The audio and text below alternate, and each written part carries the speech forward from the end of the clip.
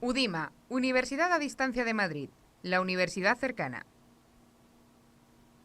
Saludos a todos, mi nombre es Daniel Casado Rigal, doctor en Historia de la Arqueología, y en la siguiente videolección abordaremos el capítulo dedicado a la educación en la antigua China. Si hay un nombre que merece ser citado en la historia de la antigua China, ese es Confucio. Tanto es así que este maestro, que vivió en el siglo VI a.C., se considera como el punto de inflexión que marca un antes y un después en la historia de su país. Hoy en día existe cierto consenso en aceptar una primera etapa, la preconfuciana, que comprende los siglos XV y VI a.C., es decir, antes del nacimiento de Confucio. Hablamos de un periodo dominado en un primer momento por la dinastía Chang, entre los siglos XV y XI a.C., cuyos rasgos más característicos fueron una estratificación social rígida, en cuya cúspide se encontraba el rey, y una administración desarrollada en la que el uso de la escritura era ya una realidad consumada. Una segunda subfase preconfuciana, comprendida entre los siglos XI y VI a.C., fue presidida por la dinastía Zhou en un contexto de reafirmación del llamado mandato celeste, es decir, algo así como el antecedente del derecho divino de los reyes en la cultura occidental, con otro tipo, eso sí, de invocaciones religiosas.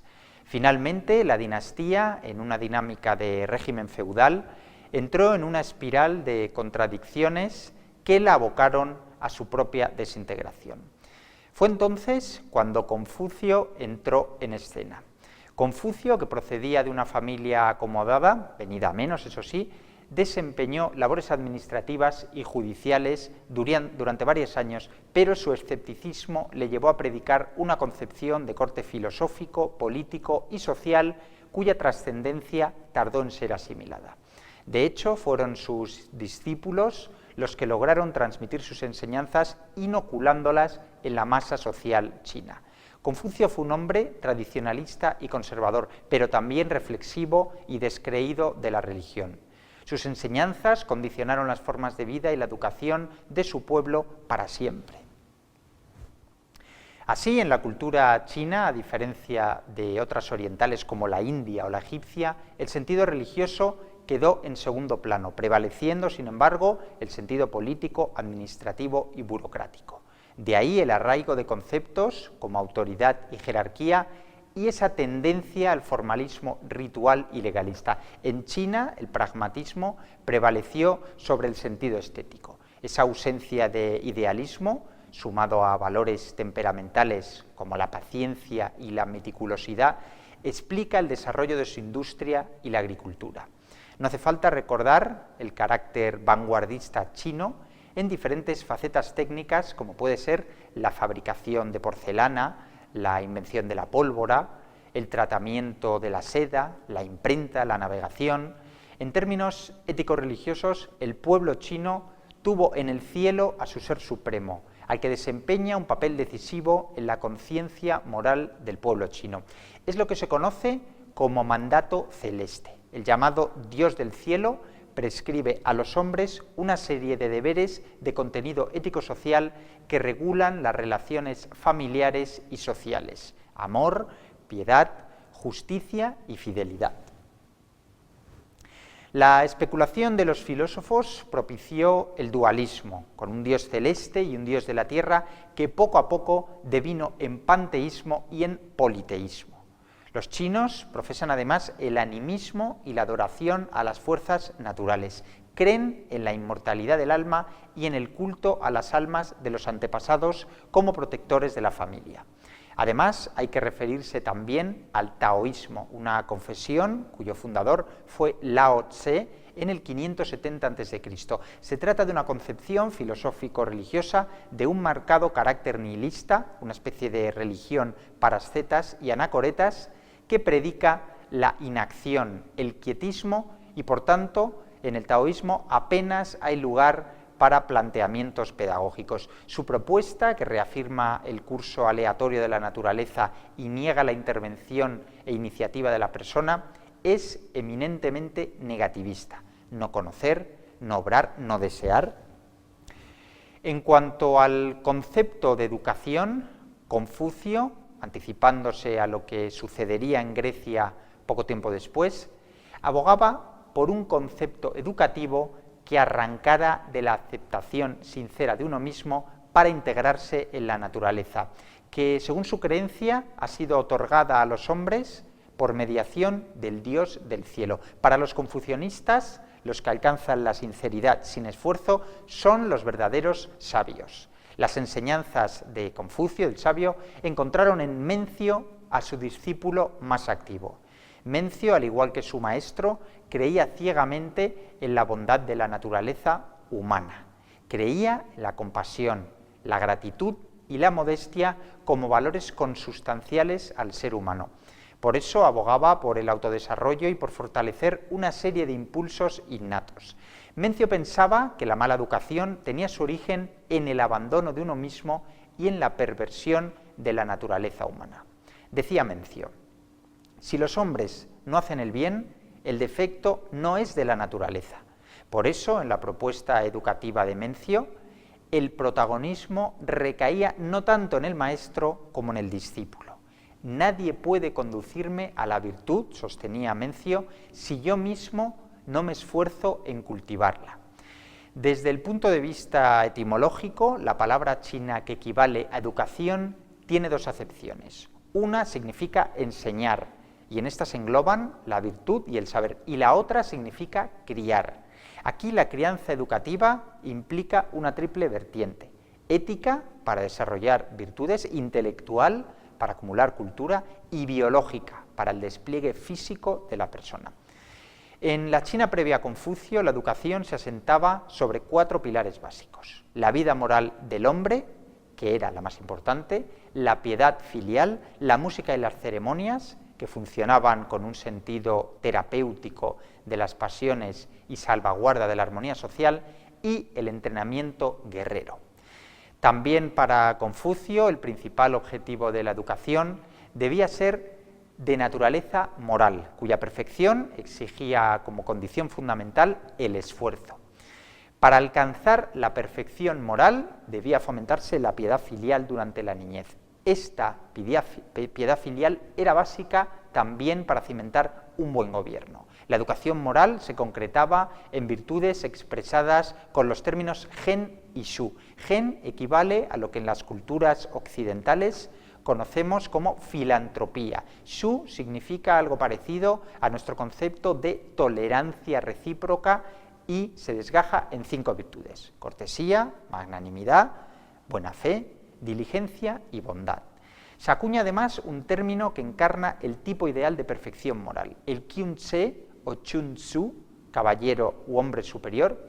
Este hombre superior es contemplado por Confucio como alguien diligente, dueño de sí, humilde, sincero, sociable, recatado en las palabras y decidido en las acciones, cauto con lo que se desconoce, que tiene la justicia como fundamento, que tiene autoridad sin ser brutal. El contrapunto del hombre superior es el xiao jun, un hombre vulgar preocupado solo por el beneficio propio, la comodidad, un hombre lleno de preocupaciones, que no tiende a la armonía con sus semejantes y que desconoce los mandatos del cielo. Dice Confucio: lo que busca el hombre superior se halla en él, lo que busca el hombre vulgar se encuentra en los demás. Por cierto, en los siglos previos a Confucio, la condición del hombre superior o kyun-tse era hereditaria, pero Confucio fomentó que no fuera una condición heredada, sino fruto del esfuerzo personal. En otro orden de cosas, la política, según la propuesta confuciana, era inseparable del resto de facetas. Los padres eran los encargados de difundir el amor, igual que los ciudadanos debían fortalecer la concordia, el respeto o la obediencia. Por lo que respecta al orden social, Confucio se propuso restaurarlo, consciente del proceso de deterioro que sufría en tiempos de la dinastía Cheu. Confucio aspiraba a una renovación sociopolítica y una conversión personal de sus ciudadanos. El concepto que aglutinaba esta aspiración es el Li. Estamos ante un concepto abstracto, equívoco de difícil equivalencia con la cultura occidental, pero que abarca una doble dimensión, la personal y la social. Podría significar costumbre, hábito, ceremonia. En cierto modo tiene unas connotaciones litúrgicas en sus orígenes, pero también el Li es un concepto que significa urbanidad, disciplina moral, norma. Eso implica rasgos que enlazan con el ordenamiento político y la estructura social. El Li confuciano es un principio regulador que abarca todas las facetas de la sociedad china: la guerra, la victoria, los nacimientos, las muertes, los sacrificios, la vida social.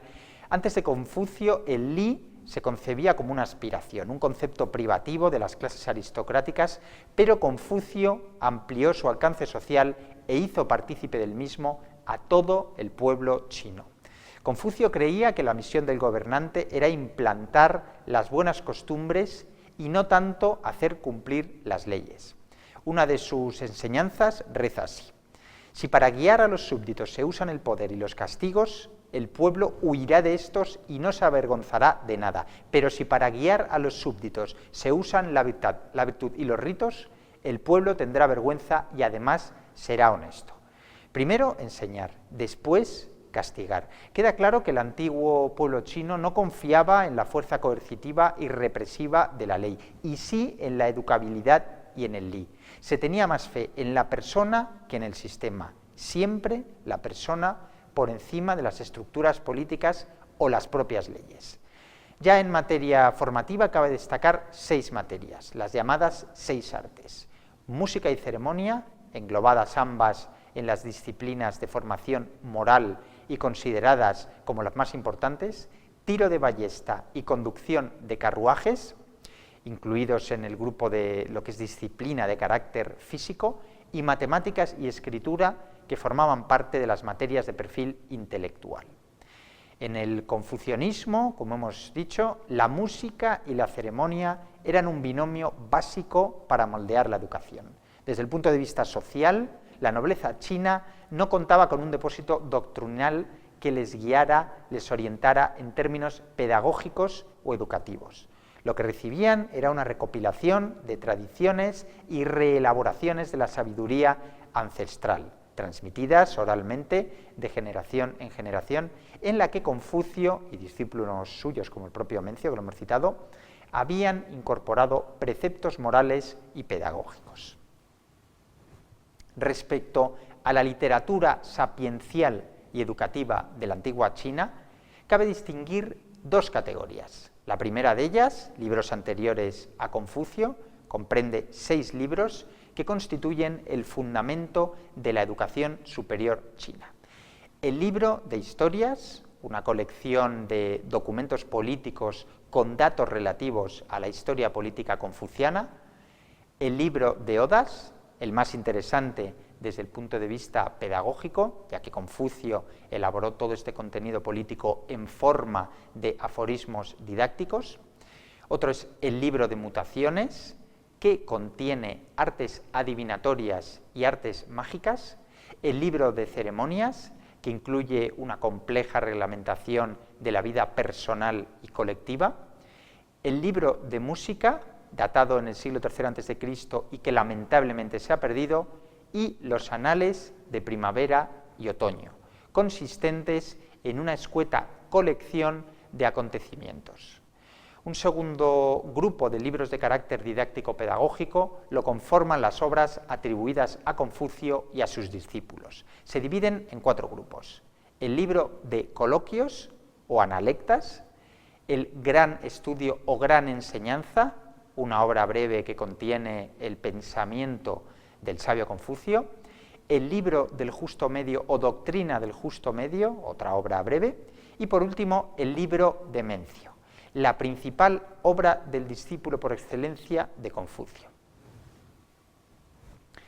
En el epígrafe relativo a la función del educador en la antigua China, cabe subrayar la figura del Hu, un sabio o maestro que debía aglutinar varios rasgos de carácter ético-técnicos. Debía fomentar la independencia, el cultivo de la inteligencia, la integridad, la honestidad, pero también debía ser cuidadoso en sus actos y respetuoso. El Hu tenía que inspirar un temor reverencial en público, siendo retraído en la intimidad. Al Hu se le supone un estilo frugal y sencillo. Debe ser afable y refractario a cualquier imposición violenta, siendo un ejemplo para las generaciones siguientes. Y el Hu debe además mostrar holgura de espíritu y generosidad de carácter con una conducta moderada, flexible y comprensible con el vulgo, que le mantenga siempre apegado a la verdad. En cuanto a la vertiente técnica y profesional del maestro o Hu, este debe guiar sin arrastrar, fomentando que el discípulo tome iniciativas y piense por sí mismo. En cierto modo, la propuesta confuciana de maestro ideal coincide con el perfil ideal de gobernante. Por último, cabe resaltar que en la antigua China existían escuelas para la nobleza y escuelas populares. La educación estaba a cargo del Estado ya desde el gobierno del emperador Yu. Según la dinastía gobernante en cada época, las escuelas recibían distintos nombres y características distintivas, en que la escuela apuntaba principalmente a una formación guerrera, o como sucedió con la dinastía Jin, que orientó la escuela hacia la ceremonia y la música. Pero a pesar de estas diferencias, en todos los casos, la finalidad que pretendía la educación era la piedad filial y el culto a las virtudes. En cuanto a los escenarios físicos de las escuelas, estas funcionaban tanto en chozas como en templos. Los horarios escolares eran variados y la educación era más bien severa. El alumno debía sentir una veneración especial por el maestro y no consta que se estilaran las vacaciones ni los recreos. Respecto al método de enseñanza, consistía en la imitación exacta, en los ejercicios de memoria y de repetición, incluso en el aprendizaje de la lectoescritura. Al ser el chino una lengua de carácter ideográfica, era necesario conocer varios miles de caracteres para saber escribir. Por eso las escuelas elementales permitían el aprendizaje de un gran número de caracteres de memoria, para iniciar al joven, eso sí, en la escritura mediante la imitación y la realización precisa de los trazos que componían los distintos caracteres. El aprendizaje en la escuela requería altas dosis de atención y acierto, lo que desarrollaba en el educando una paciencia, una exactitud y una fuerza de voluntad encomiables. De ahí que todavía hoy sean apreciadas estas virtudes entre la población china actual. A modo de valoración global, la educación en la antigua China estuvo presidida por un innegable protagonismo de la cultura y la naturaleza. Frente a otras educaciones del mundo oriental, la China concedió una importancia capital a la formación moral frente a la óptica teocéntrica o política de otras culturas antiguas. Sin duda, hoy es considerada como una de las educaciones más genuinas y distintivas del mundo. Esto ha sido todo. Muchas gracias por vuestra atención y hasta pronto.